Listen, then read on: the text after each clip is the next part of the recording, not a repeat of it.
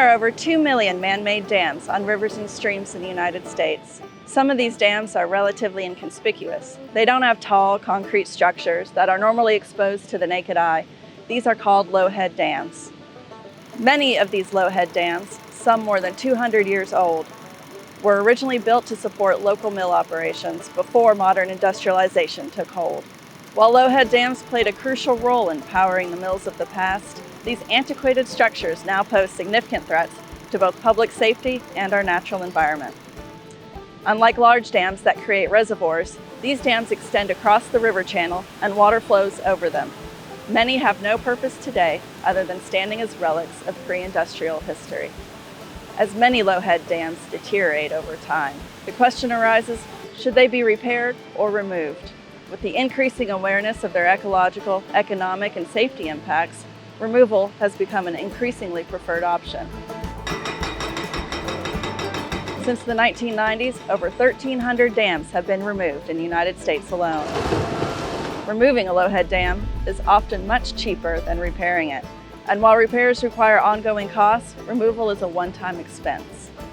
The American Society of Civil Engineers gave America a C- in its 2021 Overall Infrastructure Report Card. Dams specifically got a D, almost failing. Keeping up with repairs and maintenance of needed infrastructure is difficult to pay for. This makes removal of failing and at-risk lowhead dams a wise choice financially, especially when they no longer serve their original purpose.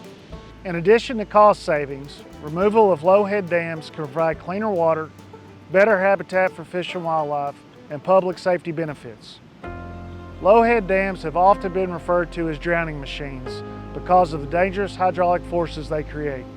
The recirculating current below the dam can pull anything that spills over a lowhead dam, including humans, back toward the dam, trapping them in a cycle of underwater churn that often causes drowning. Although the flow of water falling over a lowhead dam has an aesthetic or nostalgic appeal to some, behind this seemingly peaceful scene hides a very real danger to life. Even at these normal water levels, these dams create a serious risk. Even expert swimmers, rescuers, and kayakers can find themselves in danger for their lives, not only because of the inescapable currents created by lowhead dams, but also due to a loss of buoyancy of up to 30% that is created by bubbles of air trapped beneath the water's surface by these dams. Lowhead dams also negatively affect water quality. As water slows behind the dam, fine sediments accumulate, smothering stream bottoms that are so important for aquatic organisms and water quality. The good news is that by removing these dams, water flow can be restored to the affected streams, helping recover oxygen levels that aquatic life depends on. In fact, free-flowing water supports significantly better fisheries, with sport fish populations such as smallmouth bass thriving in these restored environments. For many aquatic animal species, the obstructions created by lowhead dams disrupt migration, feeding, and spawning. Species like smallmouth bass and native suckers depended on long stretches of flowing water for their survival and reproduction. Not only do many larger fish, such as sport fish, need flowing water, but the small species that they forage on also need moving water. Many minnow and darter species need the habitat created by moving water, and these species are critical to support diverse and healthy fisheries. Despite obvious benefits, dam removal is not without controversy. Some people are emotionally attached to these structures, either for aesthetic reasons or due to concerns about water supply or flood control. But the facts about their adverse impacts are clear. Lowhead dams do not provide flood protection.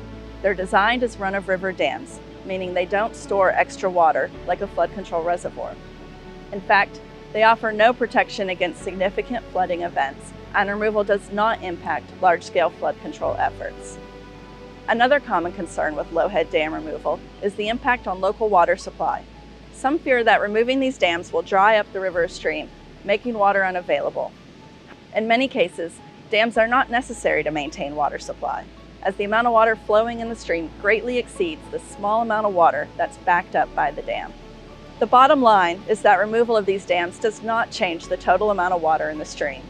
While exceptionally dry periods like droughts can cause low stream flow levels, these occurrences are rare, and flowing water helps maintain higher water quality.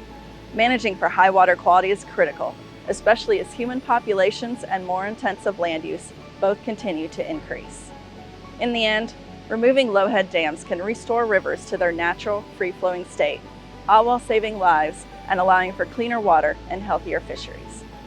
By removing these antiquated structures, we ensure that these vital river and stream ecosystems can thrive for generations to come, and we provide much safer conditions for people to enjoy them.